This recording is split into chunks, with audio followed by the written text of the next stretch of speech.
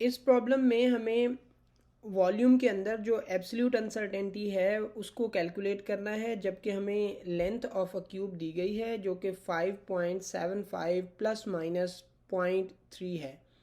अब इसमें इस गिवन वैल्यू में आप देखें तो 5.75 को हम एब्सोल्यूट लेंथ कहेंगे और जो 0.3 है उसे हम कहेंगे एब्सोल्यूट अनसर्टेनिटी।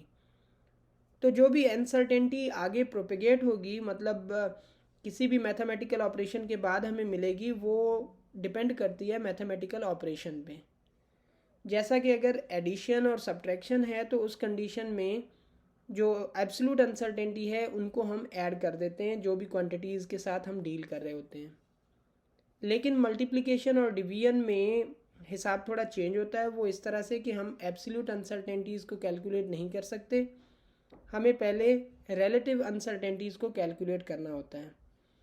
तो जो रिलेटिव अनसर्टेनिटीज़ हैं उसको किस तरह से कैलकुलेट करते हैं वो हम इस प्रॉब्लम में देखेंगे। सबसे पहले हम कैलकुलेट कर लेते हैं वॉल्यूम, जो कि क्यूब का वॉल्यूम हम कैलकुलेट करेंगे by applying cube on to the length, given length पे। तो v equal to L cube, तो एल की वैल्यू हमारे पास 5.75 है, तो उसके ऊपर क्यूब करने से हमें 190 सेंटीमीटर क्यूब जो है वो वॉल्यूम मिल गया। This is the absolute volume. तो अब हम देखते हैं कि जो अनसर्टेनिटी है वो किस तरह से, अनसर्टेनिटी जैसा कि मैंने पहले कहा कि हम कैलकुलेट करेंगे रिलेटिवली। तो uncertainty divided by absolute volume should be equal to uncertainty in the length divided by actual length plus uncertainty in the width divided by actual width और इसी तरह से हाइट। तो ये है एक्चुअली वॉल्यूम की अनसर्टेनिटी को मालूम करने का फार्मूला। जैसा कि हमारे पास लेंथ विड्थ और हाइट इक्वल हैं, तो हम इसको शॉर्ट में इस तरह से भी लिख सकते हैं कि 3 डेल्टा एल ओवर एल। अब यहाँ पे आप देख सकते हैं delta V over V equal to 3 delta L over L.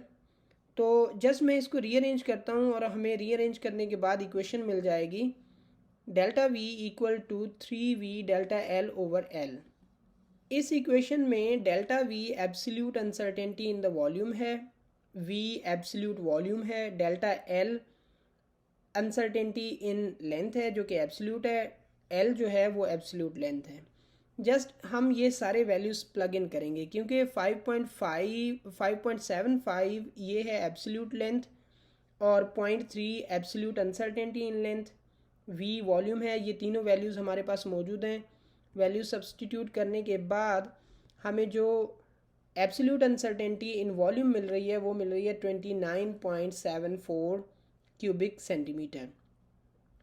अब हम वॉल्यूम को लिख सकते हैं जिस तरह से, जिस अंदाज में ये लेंथ हमें दी गई है। तो वॉल्यूम को हम लिखेंगे 190 प्लस माइनस 29.74 क्यूबिक सेंटीमीटर। तो इस तरह से हम एब्सोल्यूट अनसर्टेनिटी तक पहुंच सकते हैं by going through the relative uncertainty.